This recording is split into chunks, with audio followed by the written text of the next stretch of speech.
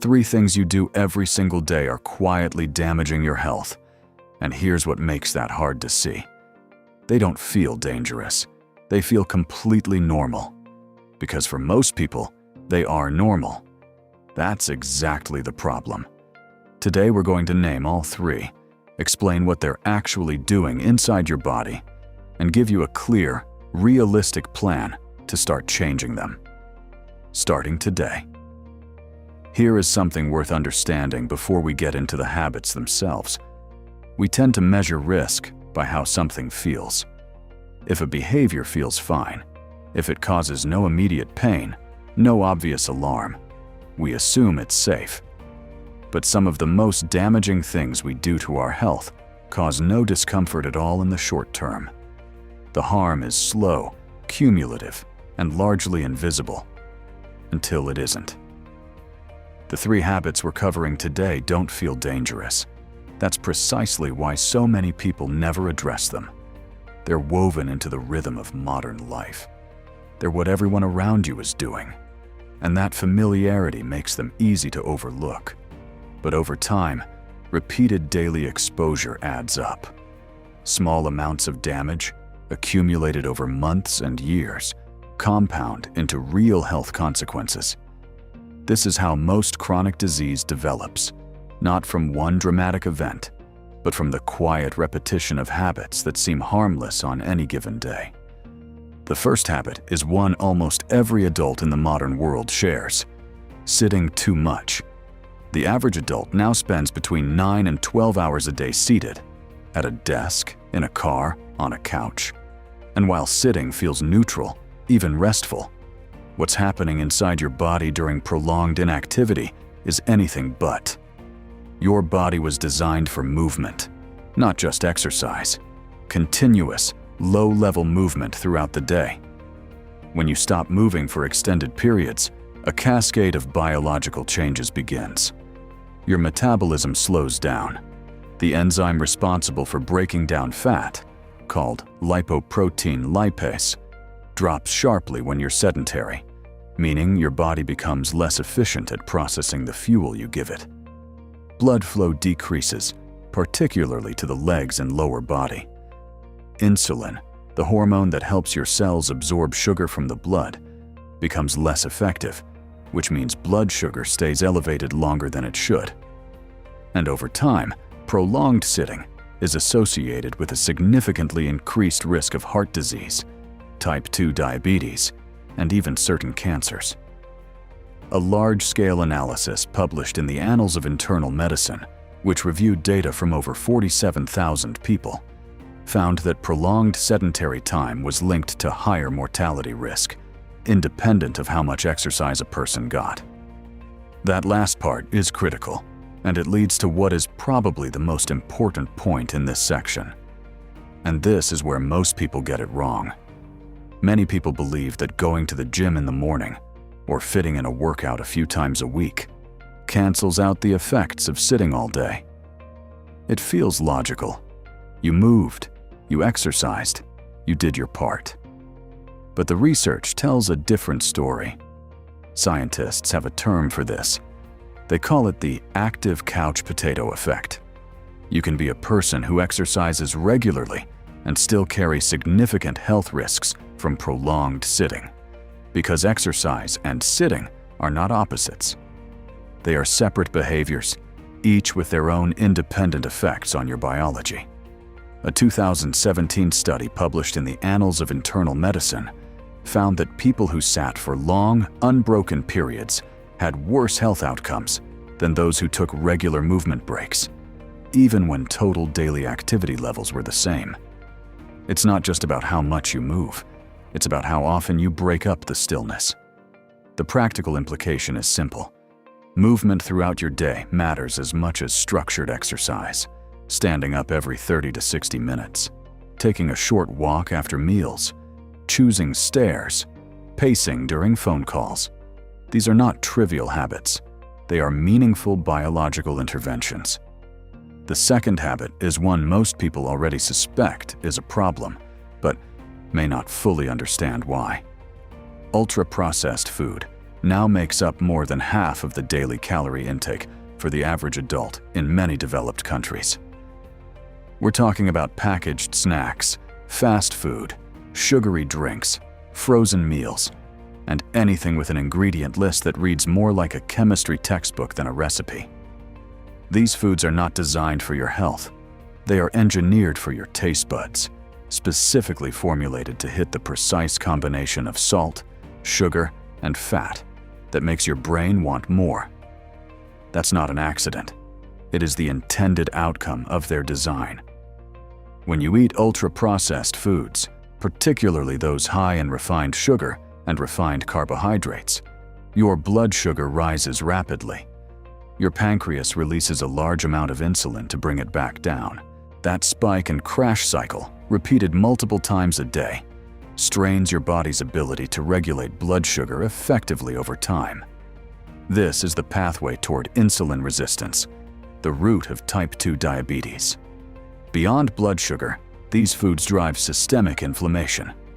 Chronic low-grade inflammation is now understood by researchers to be a major underlying driver of heart disease, obesity, cognitive decline, and accelerated aging.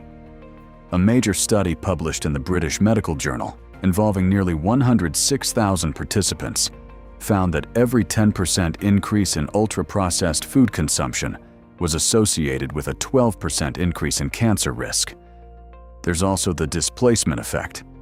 When your calories are coming primarily from processed food, you are almost certainly not getting adequate fiber, vitamins, minerals, and phytonutrients. Your body is being filled without being nourished. That distinction matters enormously over the long term. The third habit is the most modern of the three, and in many ways, the most underestimated. We are living in a state of near constant mental stimulation. From the moment most people wake up to the moment they fall asleep, there is a continuous stream of input: notifications, news, social media, videos, emails, background noise. The average person now checks their phone over 90 times per day. Many people haven't experienced genuine mental quiet in years. This matters more than most people realize, because your brain is not designed for continuous high-intensity input. It needs recovery time. It needs periods of low stimulation to consolidate information, regulate emotions, and restore the focused thinking that deliberate work requires. When that recovery time disappears, the consequences are measurable. Attention span shortens. The ability to focus on a single demanding task degrades. Decision-making quality drops. Stress hormones, particularly cortisol, remain elevated for longer, because the nervous system never fully gets the signal that it's safe to wind down. There's also a sleep connection that most people miss. Constant stimulation, especially through screens in the evening, suppresses melatonin, the hormone that regulates your sleep cycle. Poor sleep then worsens cognitive function, mood, metabolism, and immune response. One habit feeds directly into a cascade of others. Studies from institutions including Harvard Medical School and the University of California have linked heavy digital media consumption to increased rates of anxiety, depression, and attention difficulties, particularly in adults who use it compulsively rather than intentionally. Here is what's important to understand about these three habits, and why we're covering them together.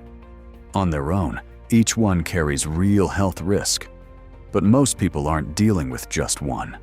Most people are sitting all day, eating processed food regularly, and living in a state of constant digital stimulation, simultaneously, every day. And when these habits combine, their effects don't just add, they multiply. Prolonged sitting slows your metabolism. Processed food adds inflammatory fuel to a body already struggling to regulate blood sugar. Chronic stimulation keeps your cortisol elevated, which further disrupts sleep, worsens insulin sensitivity, and accelerates cellular aging. Each habit makes the other habits more damaging. Over months and years, This combination quietly accelerates the biological processes associated with aging, increasing the risk of cardiovascular disease, type 2 diabetes, cognitive decline, obesity, and chronic fatigue. None of it happens overnight. All of it is preventable. The good news is that the same compounding effect works in reverse. Better movement supports better metabolism. Better food choices reduce inflammation and stabilize energy. Reduced stimulation improves sleep and mental recovery. Each positive change makes the others easier and more effective. So what does change actually look like? Here is what the evidence supports, and what is genuinely achievable for a busy person.